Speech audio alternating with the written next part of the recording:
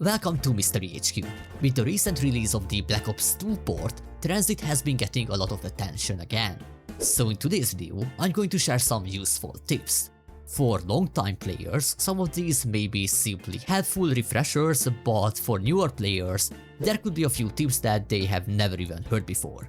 As usual, consider liking and subscribing, but now let's jump straight in. One of the biggest problems on TranZit is moving around the map. If you are tired of waiting for the boss every single time, you don't always have to rely on it. You can actually use the denizens in the fog to create teleporters around the map. Just let the denizen jump on your head, bring it under one of the street lamps, and after a few seconds, it will dig into the ground and create a teleporter. If you jump into it, it will send you to a random location under another lamp. And the best part is, you can even do this before turning on the power. You just need to place your turbine next to a lamp to power it, and then the denizen will still create the teleporter. Speaking of the turbine, there's actually a few useful tricks you can do with it. The first one happens right at the start of the game.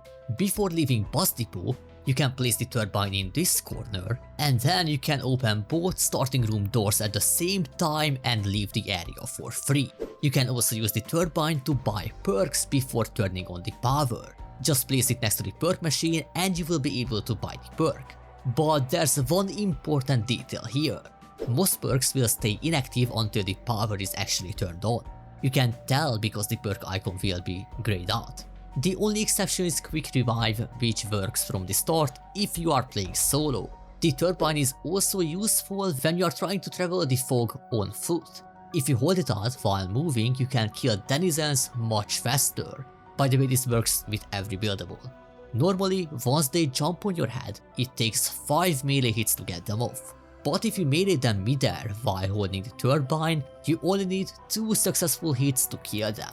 There's also one thing the game never clearly tells you, and that's you can actually check the health of your turbine.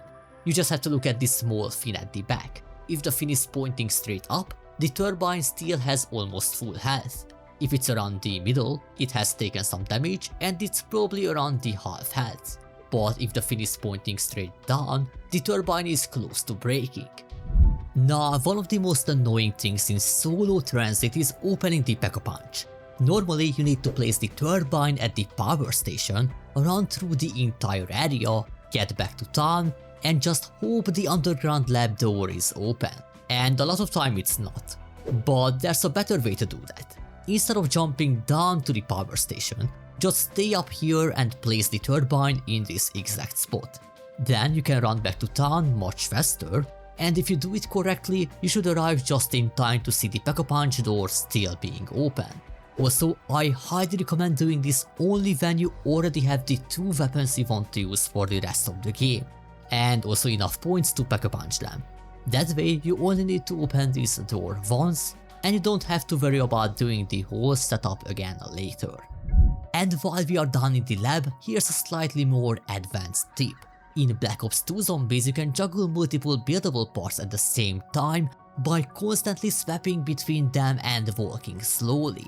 That makes building things much faster, especially on TranZit where every location has its own buildable. But just be careful with the jetgun parts. I do not recommend juggling those through the fog, because if you drop a jetgun part out there, there's a chance it can despawn forever because of a bug that was never fixed. Now let's talk about the jetgun itself, because this weapon is very weird. Normally the jetgun does not show you a proper ammo indicator, which makes it hard to know when it's about to break. But if you jump into a denizen portal while holding the jetgun, you can actually see the percentage from that point. And this is useful because if the jetgun reaches 100%, it will blow up in your hands and you have to build it again. So being able to see the percentage helps you avoid destroying it by accident. But how do you even use this thing properly? Because at first sight, this thing is trash. And not just at first sight. But the best method is to use the galvanacles. You can buy them at the top of the diner if you place the hatch there instead of using it on the bus, and the galvanacles cost 6,000 points. Once you have them, just pull out the jetgun, Melee with the Galvanacus, and as soon as your arm leaves the screen, start shooting with the jet gun. Then as soon as the jet gun comes up, cancel the shot by meleeing again. Then you just have to repeat this rhythm. Melee, jet gun, melee, jet gun. It's a bit hard to get it right for the first time, but then it becomes very easy. This stops the jet gun from overheating too quickly and usually lets you kill 3 to 4 zombies between each melee. I know 3 to 4 zombies with a wonder weapon is still trash, but at least it's not blowing up in your hand. Technically the Galvanacus are also not absolutely required, but the animation time just works perfectly for this strategy. And since we are talking about the Galvanacus, let's talk about the Avogadro. You might have already seen this electric guy appear during your games, and the Avogadro only spawns after the power is turned on, and he spawns when you end the round while the storm is above your current location. Basically, this storm in the sky is not just a normal storm, it's the Avogadro himself. When he appears, you can kill him with melee attacks while he is in the physical form. With the normal knife it takes 5 hits, with the Bowie knife it takes 4 hits, and with the Galvanacus it only takes 2 hits to kill him. But if you throw an EMP at him, he only dies from a single one. Now, if you don't want to use the jet gun and the map is already opened up so you don't really need the Turbine anymore, the only other buildable that is really worth using is the zombie shield. You can build it at the diner, and the car door is found in the garage, and the hand trolley is inside the diner itself.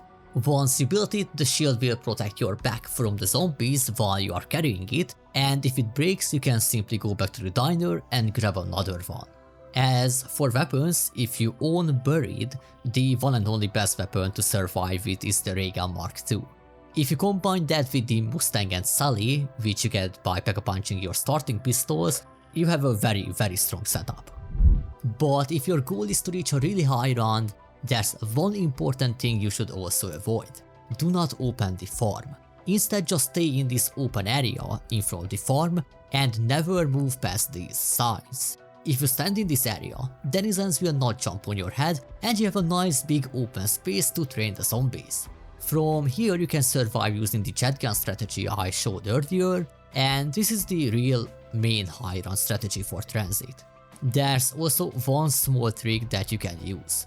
If you never move the mystery box, you will never get fire sales.